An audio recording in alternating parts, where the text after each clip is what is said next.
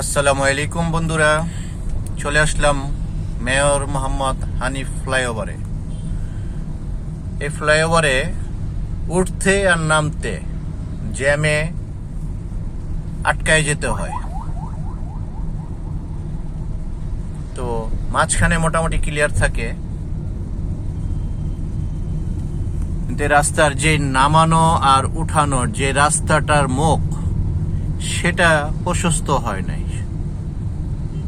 সেটা চাপা হয়ে আছে রিক্সা সিএনজি স্ট্যান্ডের কারণে। আবার তো সেক্ষেত্রে আমাদের বেগ পেতে হয়, জ্যাম লাগে যায়।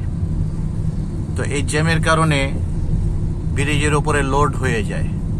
সন্ধ্যাবেলা, বিশেষ করে সন্ধ্যাবেলা আপনি দেখবেন এই ট্রাক, লোডকে লোড ট্রাক আপনার এই ব্রিজে আটকে আছে এক সাইডে, তো আরেক সাইড দিয়ে খালি থাকে। তো এটা এক সাইডে যদি খালি থাকে, আরেক সাইডে ভরা থাকে, তো সেটা চিন্তার বিষয়। তো এটা যদি কর্তৃপক্ষ দেখে জ্যামটা যাতে ব্রিজের উপরে না থাকে, সেই ব্যবস্থা করলে মনে হয় ভালো হয়। দেখেন এই এরকম করে জ্যাম লেগে থাকে, এক সাইডে খালি আর এক সাইডে জ্যাম। তো সেই জন্য আতঙ্কে থাকি কখন কি হয়ে যায়।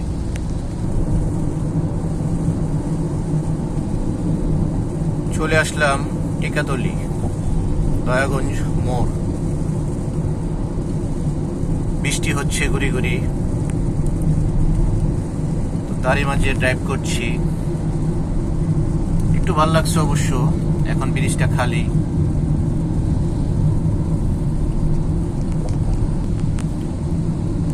আমি এখন ঢাকার থেকে ফিরতেছি নারায়ণগঞ্জের দিকে।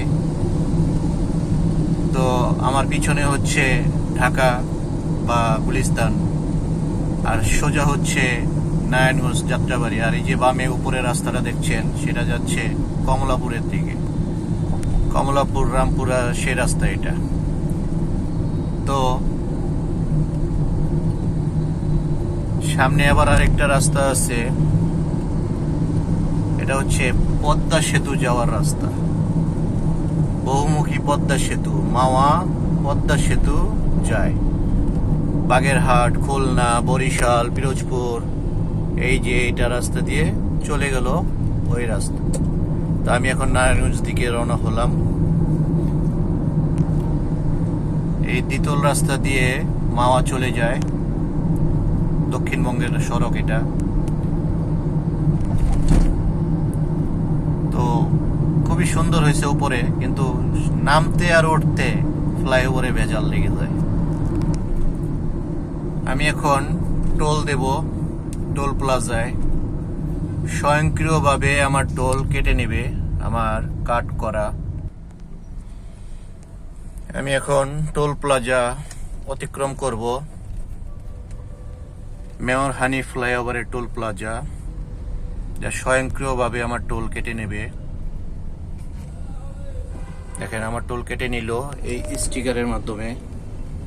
তো আমি এখন নেমে গেলাম মেয়র হানিফ ফ্লাইওভার থেকে। তো আমার ভিডিওটা যদি ভালো লাগে আপনাদের কাছে শেয়ার করে দিবেন। ধন্যবাদ।